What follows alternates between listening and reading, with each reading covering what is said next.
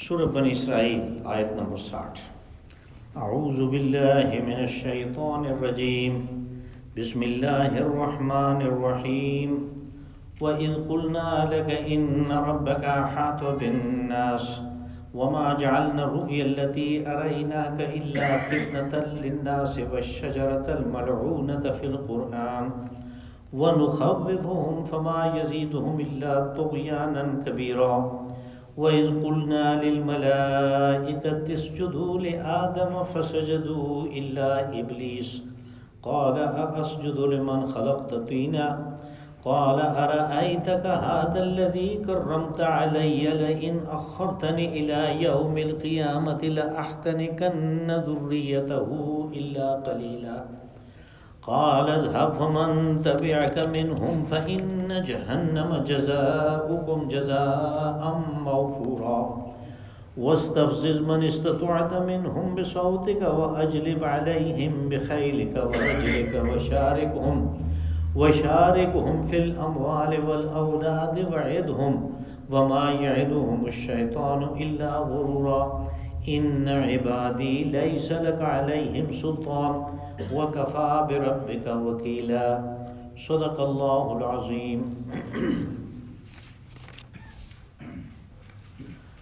وَإِذْ قُلْنَا لَكَ إِنَّ رَبَّكَ أَحَاطَ بِالنَّاسِ، اور جب ہم نے آپ کو اے رسول صلی اللہ علیہ وسلم یہ بتایا کہ ہم نے ان لوگوں کو گھیرے میں لیا ہوا ہے، وَمَا جَعَلْنَا الرُّؤْيَا الَّتِي أَرَيْنَاكَ إِلَّا فِتْنَةً لِلنَّاسِ، اور وہ جو ہم نے رویا یعنی خواب آپ کو دکھایا اسے بھی آپ کو دکھایا لوگوں کے لیے ایک فتنہ اور آزمائش بنا دیا۔ وَالشَّجَرَةَ الْمَلْعُونَةَ فِي الْقُرْآنِ، اور وہ درخت جس کو ملعون قرار دیا گیا قرآن پاک میں، وَنُخَوِّفُهُمْ فَمَا يَزِيدُهُمْ إِلَّا طُغْيَانًا كَبِيرًا، تو یہ سب باتیں تو ان کو بتائی تھیں کہ انہیں مستقبل کے خطرناک باتوں سے آگاہ کیا جائے، لیکن ان کی سرکشی میں صرف اضافہ ہوا۔ وَإِذْ قُلْنَا لِلْمَلَائِكَةِ اسْجُدُوا لِآدَمَ فَسَجَدُوا إِلَّا إِبْلِيسَ، اور جب ہم نے کہا ملائکہ سے کہ آدم کو سجدہ کرو تو سب نے سجدہ کیا سوائے ابلیس کے۔ قال أَأَسْجُدُ لِمَنْ خَلَقْتَ طِينًا، وہ کہنے لگا کہ میں اس کو سجدہ کروں جسے تو نے مٹی سے پیدا کیا۔ قال أرأيتك هذا الذي كرمت علي لئن أخرتني إلى يوم القيامة لأحتنكن ذريته إلا قليلا، اور وہ کہنے لگا کہ ذرا دیکھو تو صحیح، یہ وہ ہستی ہے کہ تو نے اسے میرے اوپر شرف بخشا، اگر تو مجھے مہلت دے قیامت تک تو میں اس کی ساری ذریت کو چٹ کر جاؤں گا سوائے کچھ لوگوں کے۔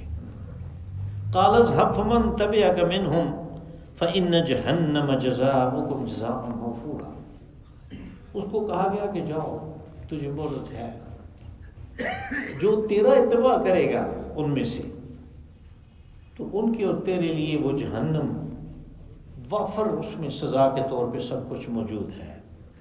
وَاسْتَفْزِزْ مَنِ اسْتَطَعْتَ مِنْهُمْ بِصَوْتِكَ، اور تو ان کو پریشان کر لے، گمراہ لے جتنا تو اپنے شور و غوغا سے کر سکتا ہے۔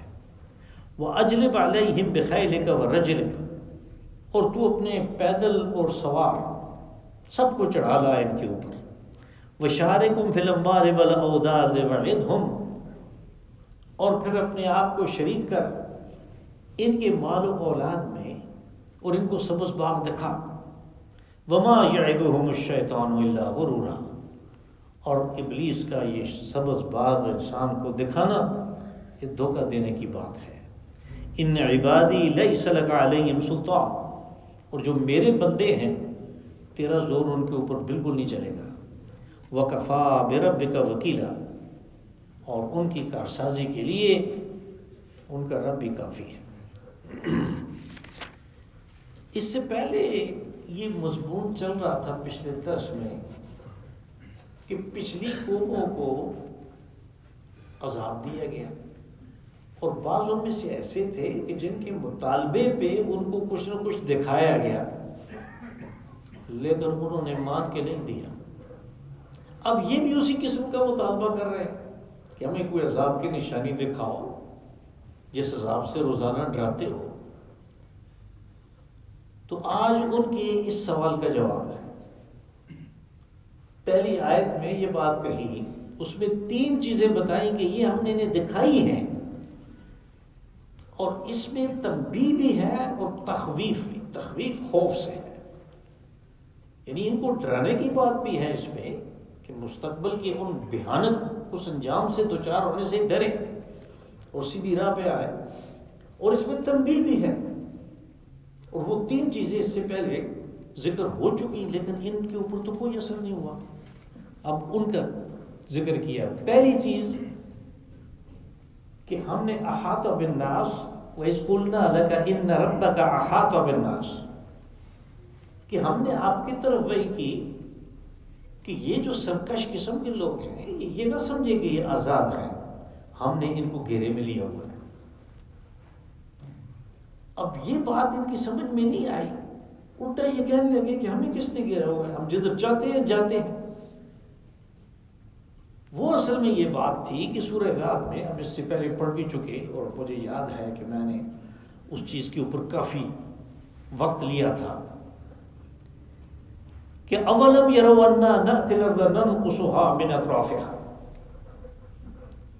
کہ کیا انہوں نے دیکھا نہیں کہ ان مکہ والوں کے، یہ مکی صورت ہے نا، تو مکہ کے عمراء اور رؤساء کو خطاب ہے کہ انہوں نے دیکھا نہیں کہ ہم ان کے چاروں طرف سے زمین کو ان کے اوپر تنگ کر رہے ہیں.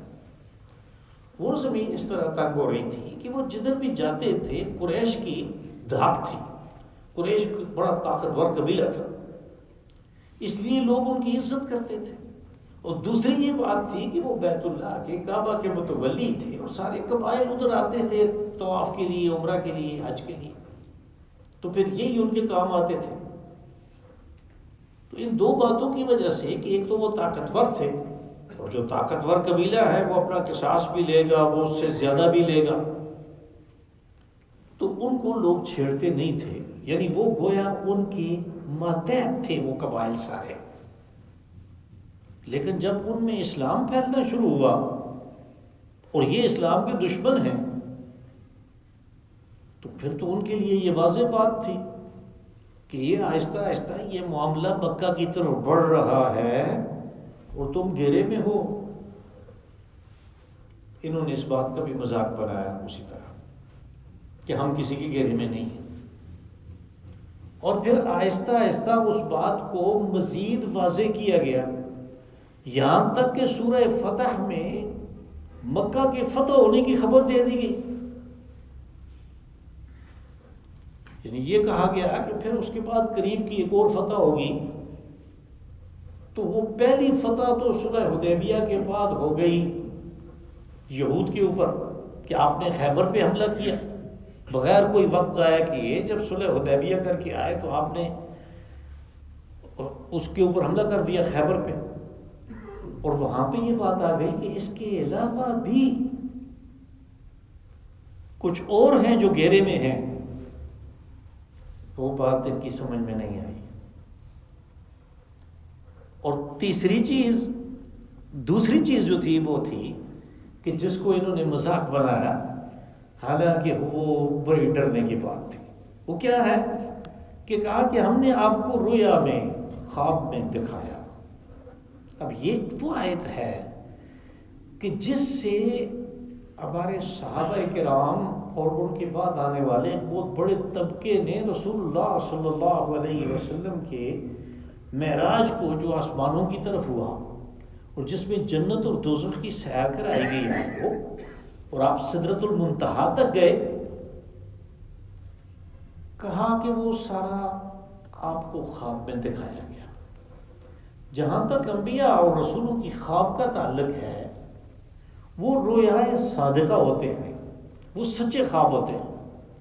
اور کبھی ایسا بھی ہوتا ہے کہ جو خواب میں دیکھا وہ جاگتے ہوئے دیکھنے سے زیادہ معتبر ہوتا ہے.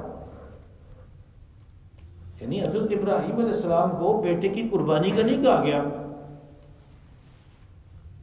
بلکہ آپ نے تو قرآن پاک میں یہ بات ہے کہ آپ نے خواب میں دیکھا کہ میں بیٹے کو ذبح کر رہا ہوں۔ اب وہ نبی کی خواب ہے، وہ رسول کی خواب ہے، تو وہ اس خواب کے مطلب اور مدعا کو سمجھ گئے۔ اگر جاگتے میں کہیں سے آواز آتی کہ بیٹے کو ذبح کرو تو انہیں بہت کچھ تردد بھی ہو سکتا تھا۔ تو رویائے صادقہ جو ہیں وہ سچے خواب ہیں، اور علماء کا اور صحابہ اکرام کے زمانے سے یہ ایک اختلاف چلا آ رہا ہے کہ لوگوں کا یہ عقیدہ ہے جیسے ہمارا ہے کہ رسول اللہ صلی اللہ علیہ وسلم معراج پہ گئے اپنے اس خاکی وجود کے ساتھ،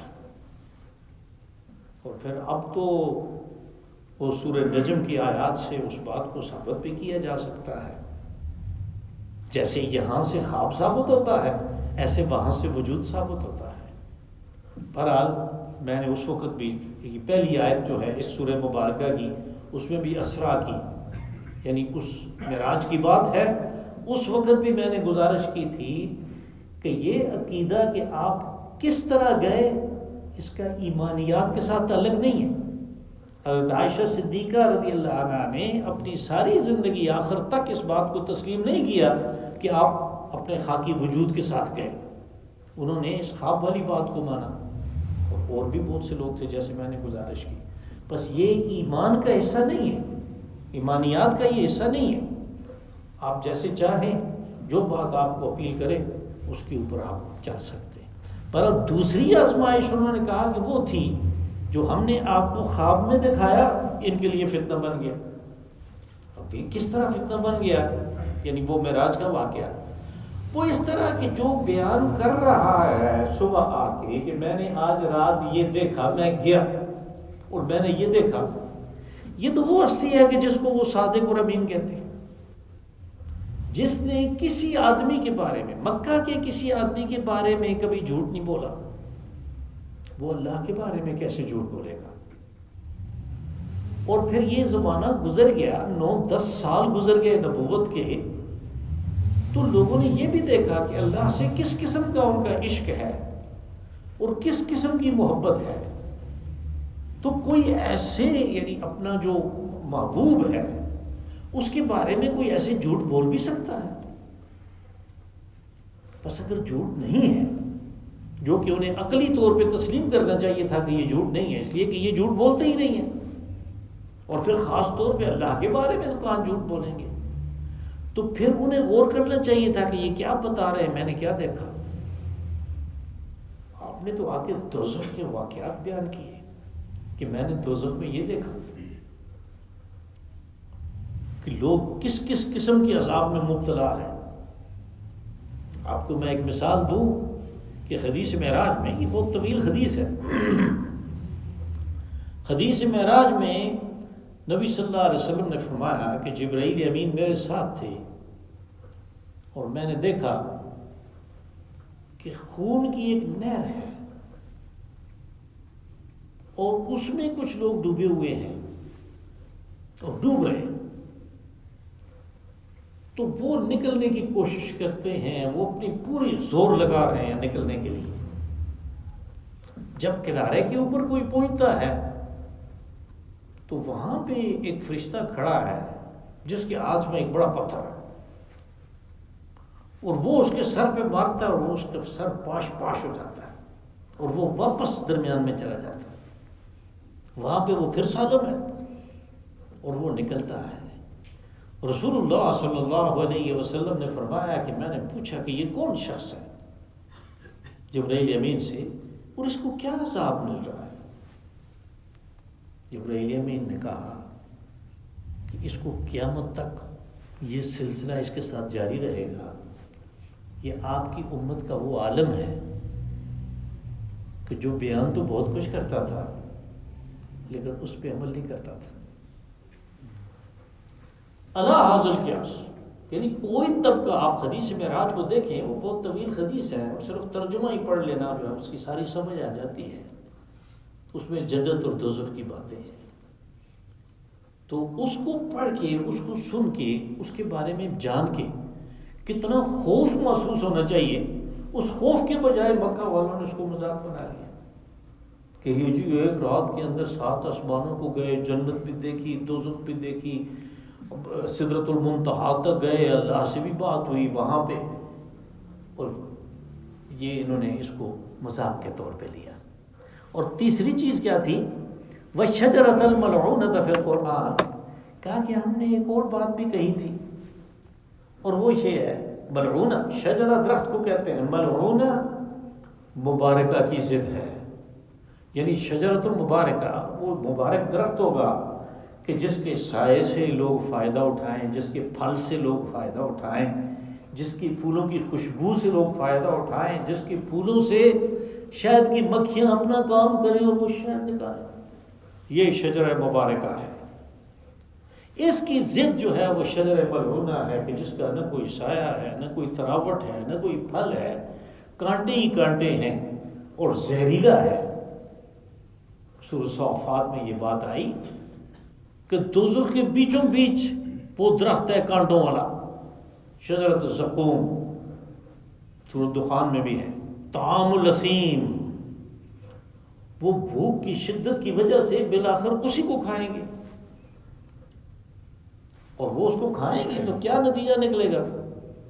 کالمہل یغلی فی البطون، وہ پیٹ میں اچھلنا شروع کر دے گا، اور پھر اس کے اوپر وہ کھولتا ہوا پانی ہونٹوں کو لگائیں گے کہ کسی طرح یہ آگ جو ہے یہ ٹھنڈی ہو. کیا یہ تو ہم نے ان کی تخویف کے لیے، ان کے خوف کے لیے کیا تھا کہ اس چیز سے ڈر کے اپنے آپ کو سیدھا کریں. لیکن انہوں نے اس کو بھی مذاق بنا لیا کہ دیکھو جناب، یہ جناب ہیں، آگ اور پانی اور لکڑی سب کو اکٹھا کر دیا انہوں نے، اور تینوں چیزیں چل رہی ہیں. کبھی یہ ہو بھی سکتا ہے. اب یہ معاملہ ہے کہ اس دنیا کے اوپر قیاس کیا اس عالم کو، اور اپنے قیاس اور اپنے اندازے کو درست تسلیم کرتے ہوئے رسول اللہ صلی اللہ علیہ وسلم کی بات کو، جو کہ اللہ کی بات تھی، آپ تو صرف بیان کرنے والے ہیں، اس کو جھوٹ قرار دے دیا، اس کے اوپر مذاق کرنا شروع کر دیا. کہا یہ 3 باتیں بھی تو ہیں، تم بار بار مطالبے کرتے ہو، ان تینوں کا بھی تو تم نے مذاق اڑایا ہے. باقی تو یہی رہ جاتا ہے کہ عذاب آئے. عذاب آئے تو پھر ماننا نہ ماننا سب برابر ہے، اس کے بعد تو ماننے کی کوئی حیثیت ہی نہیں ہے. وَنُخَوِّفُهُمْ، کہا ہم نے یہ ان کے خوف کے لیے، ان کے ڈر کے لیے، تاکہ یہ درست ہوں، تخویف کے لیے یہ باتیں بتائی تھیں. فَمَا يَزِيدُهُمْ إِلَّا طُغْيَانًا كَبِيرًا، تو ان کی بھی ان کو کوئی خوف و تنبیہ تو محسوس ہوئی نہیں. ان کے طغیان جو تھا، ان کی سرکشی جو تھی، ان کا جو بگاڑ تھا، صرف اسی میں اضافہ ہوا. وَإِذْ قُلْنَا لِلْمَلَائِكَةِ اسْجُدُوا لِآدَمَ فَسَجَدُوا إِلَّا إِبْلِيسَ. اب یہ جو واقعہ ہے یہ اس سے پہلے پوری تفصیل کے ساتھ ہم پڑھ چکے، بقرہ میں بھی اور اعراف میں بھی، اور پھر ایک حصہ اس کا حجر میں بھی آیا تھا. اس لیے اس واقعے کی ان تفصیلات میں جانا جو ہے وہ تو ویسے ہی ہے. آدم و ابلیس کا قصہ جو ہے ویسے بھی ہر ایک کو معلوم ہے. یہاں میں صرف اپنے آپ کو اس کے سیاق و سباق تک محدود رکھوں گا تاکہ جو ہم نے نشان لگایا ہے اس تک ہم اطمینان سے پہنچ سکیں.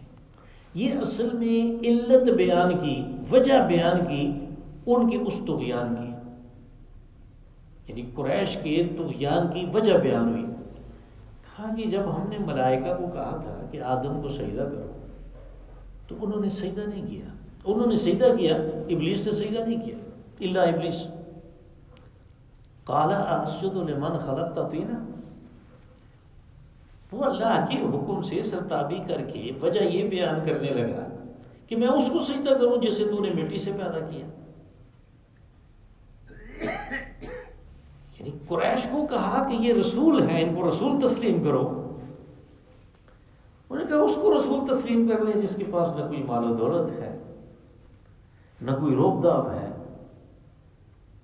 اور ہم اتنے بڑے بڑے سردار، اتنے امیر کبیر قسم کے لوگ، اتنے غلاموں والے، اتنی ٹھاٹھ باٹھ والے، اتنے کاروبار والے، ہم اس کی بات کو سننا کر اس کے نیچے لگ جائیں۔ ابلیس نے بھی یہی کہا تھا کہ تو نے مٹی سے پیدا کیا اس کو، میں اس کو سجدہ کروں۔ یہ علت ہے اس کی، یہ سبب ہے طغیان کا۔ قال ارأيتك هذا الذي كرمت علي لئن أخرتني إلى يوم القيامة لأحتنكن ذريته إلا قليلا۔ ارأيتك یعنی ذرا غور تو کرو، ویسے تو دیکھنے کا معنی ہوتا ہے، لیکن ہم بھی تو اس کو لفظ کو استعمال کرتے ہیں غور کے لیے، کہتے ہیں یہاں دیکھو، ادھر دیکھو، ادھر دیکھو، یعنی غور کرو۔ دیکھنے کو تو پہلے بھی دیکھ رہا ہے۔ کہا کہ ارأيتك هذا الذي كرمت علي، اس بات کے اوپر غور تو کرو، اللہ کو کہہ رہا ہے کہ یہ ہستی جسے تو نے میرے اوپر شرف بخشا، اگر تو مجھے مہلت دے، لئن اخرتنی، اگر تو مجھے مہلت دے قیامت کے دن تک، لأحتنکن ذریتہ الا قلیلا۔ ایک مثال کے طور پہ ہم کہیں کہ ٹڈی دل نے ساری فصل اجاڑ دی، بالکل اس کو چٹ کر گئی، یہ لفظ اس کے لیے استعمال ہوتا ہے۔ احتنک الجراد، جراد الارض، یعنی زمین کو چٹ کر گئی ٹڈی دل۔ تو یہاں پہ یہ کہتا ہے کہ میں اس کی ساری اولاد کو چٹ کر جاؤں گا، مگر تھوڑے، الا قلیلا، مگر تھوڑے سے۔ چٹ کرنے سے مراد یعنی وہ تیرے اس حساب سے نکل کے، تیری تابعداری سے نکل کے، تیری شکر گزاری سے نکل کے، وہ مجھے بڑی کچھ چیز تسلیم کرنا شروع کر دیں گے۔ قال اذهب فمن تبعك منهم فإن جہنم جزاء موفورا۔ اللہ پاک نے فرمایا جاؤ، اذهب یعنی اس نے جو مہلت مانگی وہ تو نہیں، اسے ایک وقت مقرر تک مہلت مل گئی کہ جاؤ، جو تیری بات کو مانے گا، جو تیرا اتباع کرے گا، تو تیرے لیے اور ان اتباع کرنے والوں کے لیے جہنم میں بڑی سزا موجود ہے۔ موفورہ، یہاں سے یہ لفظ ہم اردو میں استعمال کرتے ہیں وافر، یعنی کافی کچھ عذاب میں نے دوزخ میں رکھا ہوا ہے، جیسے جیسے گناہ ہوں گے، جیسی جیسی پوٹلی کا وزن نکلے گا، اس کے مطابق سزا کے لیے وہاں پہ وافر انتظام موجود ہے۔ وَاسْتَفْزِزْ مَنِ اسْتَطَعْتَ مِنْهُمْ بِصَوْتِكَ وَأَجْلِبْ عَلَيْهِمْ بِخَيْلِكَ وَرَجْلِكَ۔ اب یہ بڑی ایک یعنی بڑی سوجھ بوجھ والی بات ہے، غور کرنے والی بات ہے۔ اللہ نے اس کو کہا وَاسْتَفْزِزْ عَلَيْهِمْ، وَاسْتَفْزِزْ مَنِ اسْتَطَعْتَ مِنْهُمْ بِصَوْتِكَ، جتنی تیری طاقت ہے اپنے شور و غوغا سے تو اس کو کر لے، طاقت کو استعمال کر لے۔ اب یہ دیکھیں، صوت آواز کو کہتے ہیں۔ میں اس کا ترجمہ شور و غوغا اس لیے کرتا ہوں کہ اس میں وہ ساری آوازیں شامل ہو جاتی ہیں کہ جو ہم سنتے ہیں اور وہ گمراہی کی طرف لے جاتی ہیں۔ اب یہ آوازیں کون نکال رہا ہے ہمارے لیے؟ آپ دیکھیں، وہ جو 8ویں پارے میں دوسری آیت ہے، یعنی شروع ہوتا ہے تو دوسری آیت ہے، اس میں یہ بات ہے کہ ذریت آدم اور شیطان کے چیلے جو انسانوں میں اور جنوں میں ہیں، وہ ایمان والوں کے دشمن ہیں، وہ نبی کے دشمن ہیں، اور کہا کہ ان کی نشانی یہ ہے کہ زخرف القول غرورا، وہ بات کرتے ہیں ملمح شدہ۔ اس کو ہم آج کل کی زبان میں کہتے ہیں پروپیگنڈا، یعنی اصل حقیقت کچھ اور ہے، جو وہ بات کر رہے ہیں وہ بھی کچھ اور ہوتی ہے، اوپر سے ایسے نظر آتا ہے کہ بڑی زبردست بات ہے، اس کی بات کو سننا چاہیے، اس پہ عمل کرنا چاہیے۔ جب آدمی اس پہ عمل کر لیتا ہے تو پتہ چلتا ہے یہ تو تباہی کی طرف جا رہا ہے، یہ ملمح شدہ بات ہوتی ہے۔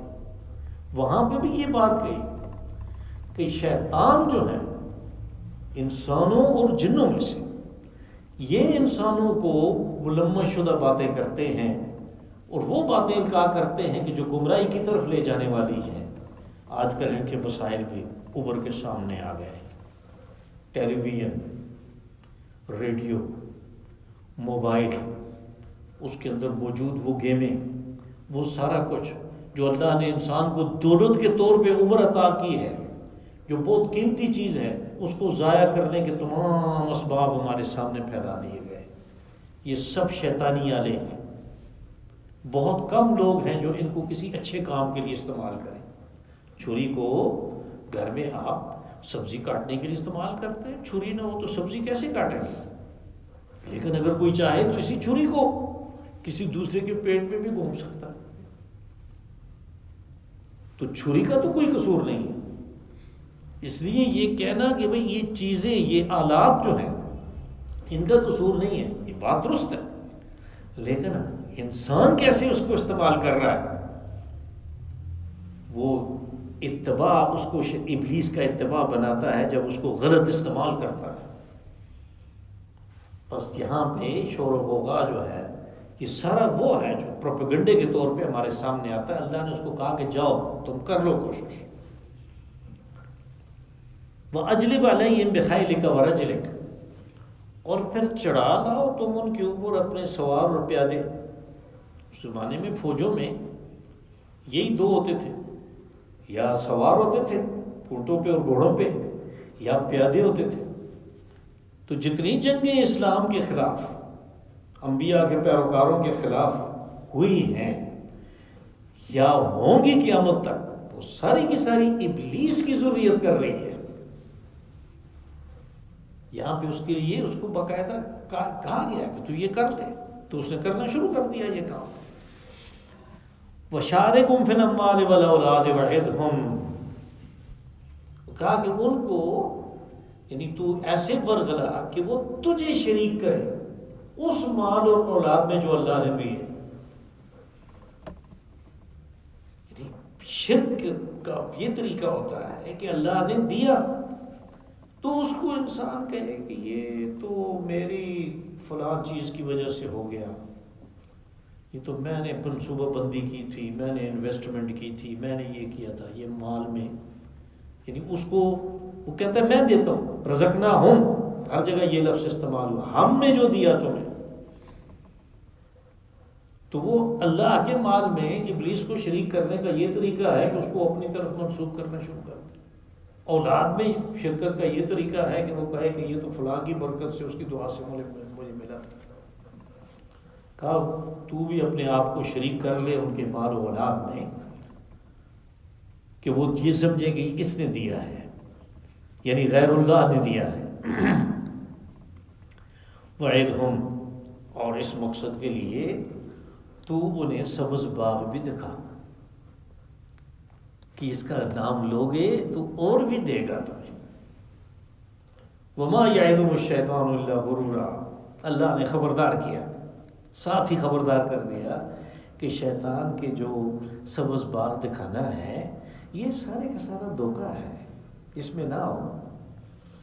ان عبادی لیس لک علیہم سلطان، اور پھر شیطان کو بھی، اس ابلیس کو بھی بتا دیا اللہ نے کہ جو میرے بندے ہیں، یعنی جن کا میرے ساتھ رابطہ ہے، جنہوں نے اپنے آپ کو میرا بندہ قرار دیا ہے، ان کے اوپر تیرا کوئی زور نہیں چلے گا، تیری کوئی دلیل، تیرا کوئی تھوتھنی رکھ کے پھونکے مارنا، وسوسے ڈالنا ان کے اوپر اثر نہیں کرتا، انہیں فوراً پتہ چل جاتا ہے کہ یہ کیا ہو رہا ہے میرے ساتھ۔